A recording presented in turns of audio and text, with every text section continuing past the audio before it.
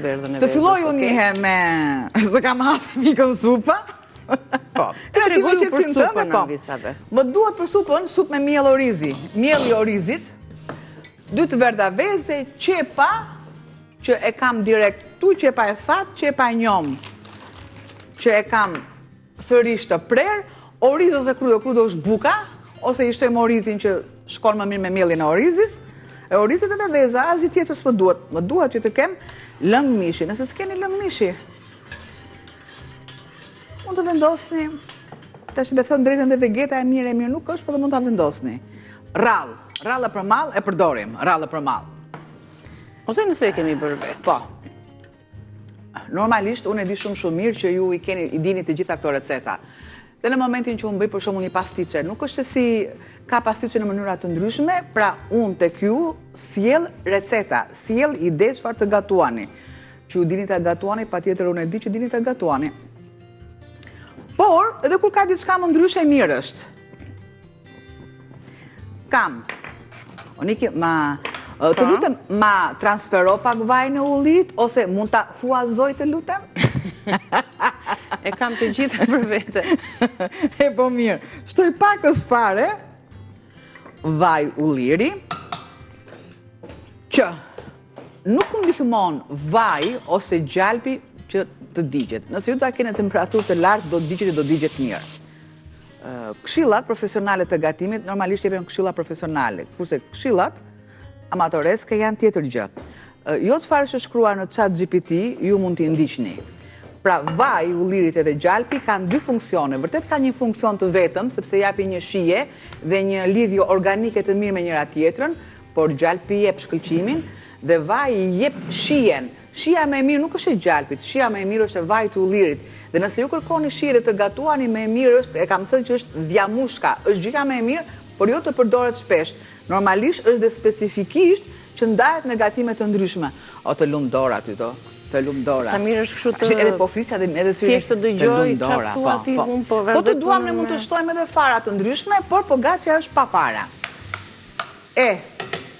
Tres pak sa, normalisht, i shtoj dhe pakës fare qumësht, ama shumë pak. Shumë pak. Po të dua unë, më pas mund të shtoj ujin e bimëve aromatike, sikur se kam edhe lëngun e mishit. Bë një trazim të mirë, pa tjetër, salsa që duam ne të përdor, të gatuajmë, janë gjithmonë me lugë metalike edhe jo me lugë druri. Kam qepët e njoma që i kam prerë imët, gjë që do të kaloj në fund fare, sikurse shtoj lëngun,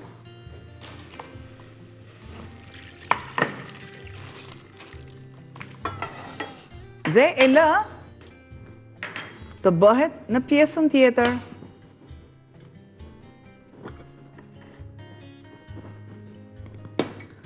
Tani kam. Ka edhe miell orizi, ka dhe oriz hopër. Marë të nxeren. Shtoj pjesën tjetër të gjalpit.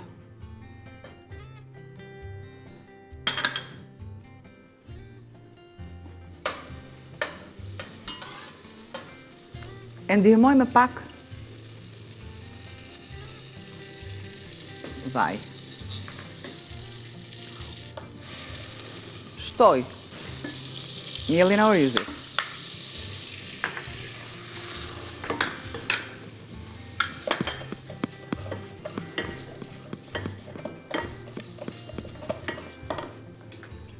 E ndihmojmë dhe pak me vaj, ndërkohë së bashku përsërisim recetën e supës krem me miell orizi. Ta shohim pak se çfarë përmban, që ta keni të shkruar dhe ju na i kërkoni shpesh recetat e shkruara. Duhet dhe një vezë patjetër ose 2 ovital. Ju duhen 3 lugë miell orizi, 1 lugë gjelle gjalp, 2 gota ujë, 3-4 gota lëng mishi, 2 të verdha veze, 1 gotë me qumësht, 2 lugë gjelle oriz i zier, dhe pjesa tjetër pak gjalp për ta servirur.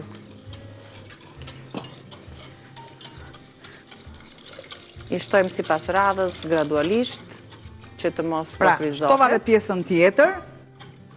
Niki të lutem me largon pak të. Dhe e lë paksa të punohet, të ziej.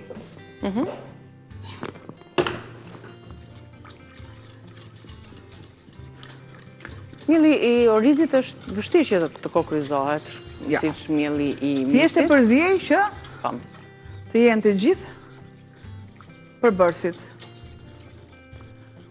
Do të shtoj 2 të verdha vezësh, Opa. o vital.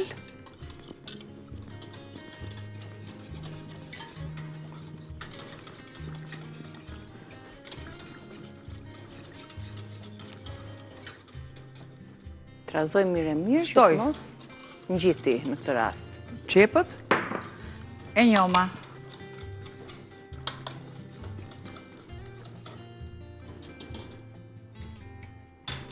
Pa tjetër e ndihmoj, e largoj. Vendos qepën dhe këtë këtu e lë në pakës fare nxehtësi. E ul tërësisht totalisht me pak të bimët aromatike. Faleminderit Nike. I shtojmë ujin e tyre, edhe mirë është që Të më duhet të marrë dhe bim aromatike.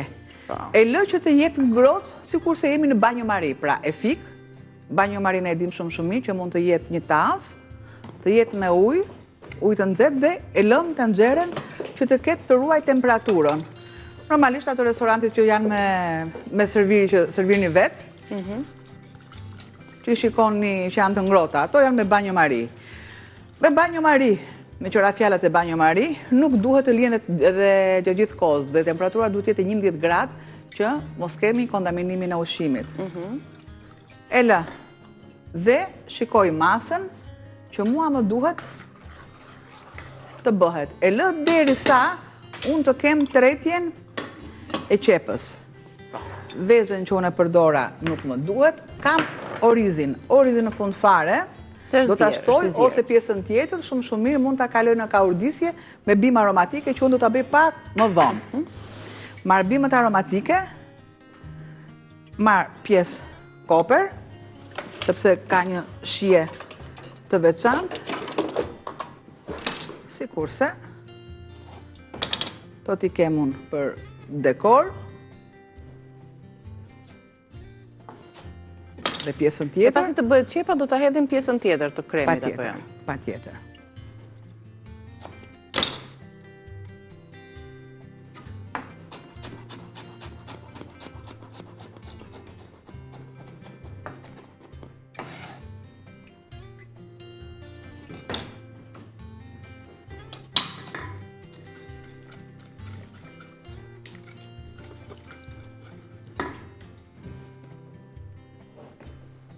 Në fund fare rregullojmë shijen krip piper.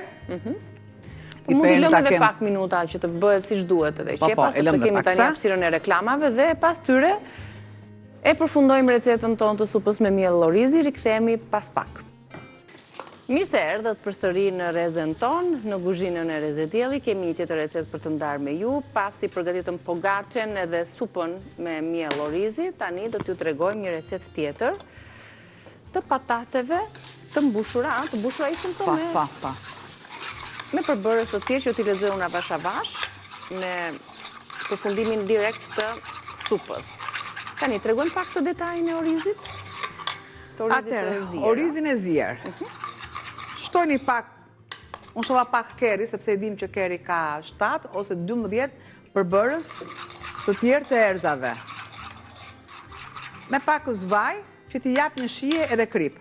E lë derisa jo të përthith tërësisht lakështiren, por të ketë pak. Dhe e lë më njanë. Kam supën që është trashur lëngu duke e lënë në nxehtësi minimale. Ju kujtoj që ju thash banjo mari. Mielli i orizit që dihet që në fillim dhe sot e kësaj dite aplikohet në qumshtrat që janë për fëmijët e vegjël, qumshi ka gjithmonë miell orizi. Historikisht ka pasur dhe do të ketë, sepse është komponenti më i duhur për të bashkuar me plurin qumësht. E largoj, e lë pak sa të ftohet, masa është krijuar, ajo masa kremoze dhe e duhur, po të duam ne për shembull, Oniki më jep pak krem djathi, që të japim të naturalin, po, që të japim një shije akoma më ekstra. Me thamë që kremrat Arla janë ideale për supat tuaja, i bën aq kremoze, i lidh aq mirë, jep një shije të lidhur delikate dhe shumë të këndshme. Ja, marrim të shijen komplet natyral, me përbërës 100% natyral. Mjafton një lugë nga fundi.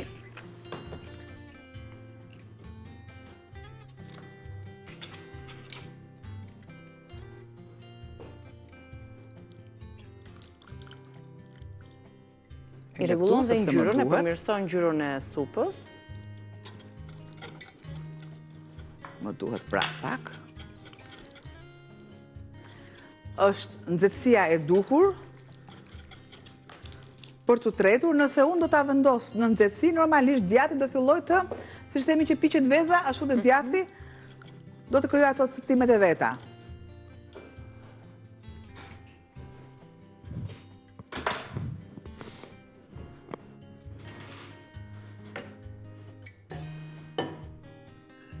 E servirim supën, sigurisht që kjo supë konsumohet e ngrohtë dhe shijohet Do ta bëj shpejt, po. Bashkë me këto bimët që ashtuan, ka dhe qepët brenda, qepët e njoma.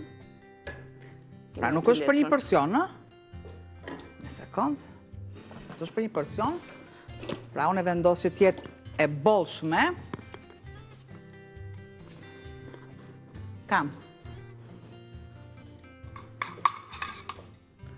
Të orizin tani që kishim të zier, ne do t'ja shtojmë bashkë me ngjyrën që mori nga kerri, do t'ja shtojmë në fund fare në qendër të supës.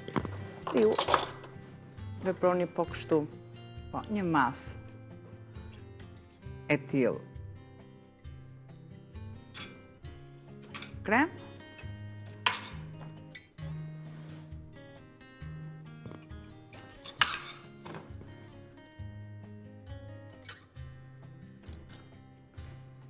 Dhe ja kështu merr pamjen përfundimtare supa. Se në përshkrim e sipër duket si diçka kështu me pak fare element, po ja që shtoj një shto tjetrën dhe i shtohet ndërkohë edhe shija, edhe bukuria e recetës. Edhe do ta lëm më njan, nuk do të presim dhe shumë, se ja, mbaruam edhe pak minuta për ta shijuar. Se kalojmë tek receta tjetër. Direkt. Po. Në tryez, është gati këtu. I thi një sy dhe recetës do të jetë pas pak në rrjetet tona sociale, në Reze Dielli Facebook dhe Instagram, dhe po ashtu Reze Dielli në YouTube për të 3 recetat. Edhe të pogaçës të lutem hidhi një sy sobës, se ti e rregullon më mirë temperaturën, ndërkohë që piqet edhe pogaçja, se me supën mbaruan punë, dhe